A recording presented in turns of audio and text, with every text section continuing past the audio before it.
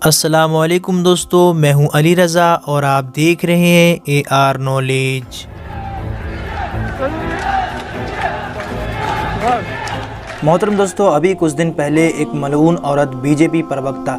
نپور شرما نے ایک news channel پر debate کے دوران نبی کریم صلی اللہ علیہ وسلم کی شان میں کھلے عام گستاخی کی، اور یہی بس نہیں کیا بلکہ قرآن کریم کا بھی مذاق بنایا۔ توہین رسالت کی خبر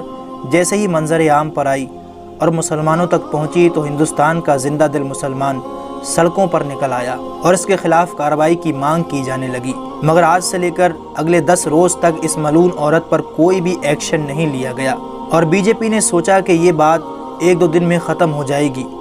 مگر ان ظالموں کو معلوم نہیں ہے کہ مسلمان سب کچھ برداشت کر سکتا ہے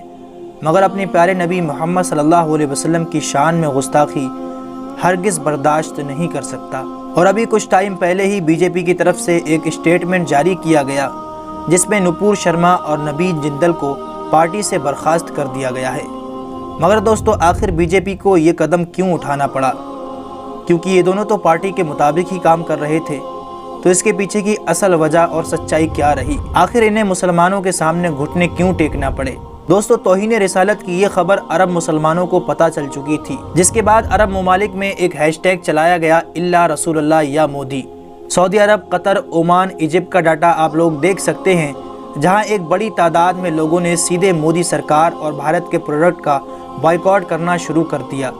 اور جو انڈین ہندوز وہاں پر کام کر رہے تھے انہیں بھی نکالنے کی بات کی جانے لگی۔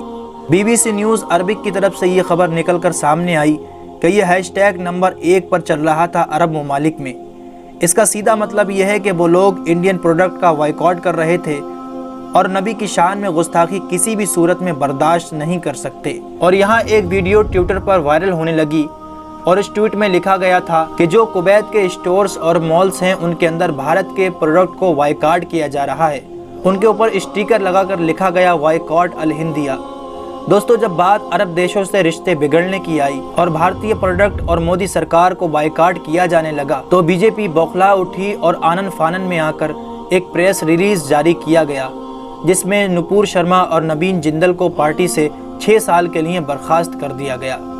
اور لیٹر میں لکھا گیا کہ بھارتیہ جنتا پارٹی کسی بھی مذہب کے متعلق غلط بیان بازی کو قبول نہیں کرتی، اور اس کے بعد نپور شرما کو پارٹی سے 6 سالوں کے لیے سسپینڈ کر دیا گیا۔ مگر دوستو، کیا یہ کافی ہے؟ نہ کوئی سزا، نہ کوئی جیل۔ سوچئے اگر یہی بیان کسی مسلمان نے دیا ہوتا، بیان کی بات تو دور کی بات کسی نے ایک ٹویٹ بھی کر دیا ہوتا، تو 10 منٹ نہیں لگتے ایکشن لینے کے لیے اور اسے دنگے بھڑکانے کے جرم میں جیل میں ڈال دیا جاتا۔ یہ حالت کر دی ہے بی جے پی نے آج کے ہندوستان کی۔ دوستو، سوشل میڈیا پر مہاتما گاندھی کا ایک بیان شیئر کیا جا رہا ہے جو انہوں نے 1934 میں دیا تھا پیغمبر اسلام کے بارے میں، اور یہاں یہ بات رکھنے کی کوشش کی جا رہی ہے کہ جو لوگ پیغمبر اسلام کے بارے میں برا بھلا کہتے ہیں زیادہ تر وہ لوگ ہیں جو ہندوتوا سپورٹر ہیں اور جو پیغمبر اسلام اور قرآن کریم کے متعلق غلط بیان بازی کرتے ہیں۔ ان کو یا تو پوری بات معلوم نہیں ہوتی اور یا تو یہ جان بوجھ کر ایسا کرتے ہیں۔ لیکن مہاتما گاندھی کا وہ بیان سنیے جو 1934 میں انہوں نے دیا تھا۔ اپنے بیان میں انہوں نے کہا تھا کہ وہ حق پرست تھے،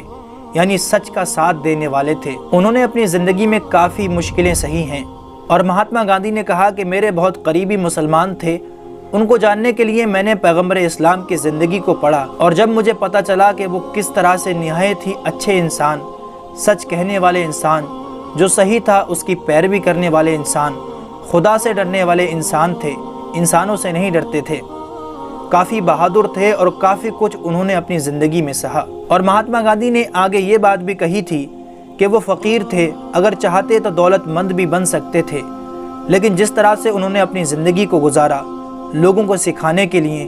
لوگوں کو صحیح راستہ بتانے کے لیے۔ دوستو، آپ اس پر اپنی کیا رائے رکھتے ہیں ہمیں کمنٹ سیکشن میں ضرور بتائیے گا۔ ہماری اگلی ویڈیو آنے تک اپنا اور اپنوں کا بہت خیال رکھیے گا۔ جب تک کے لیے اللہ حافظ۔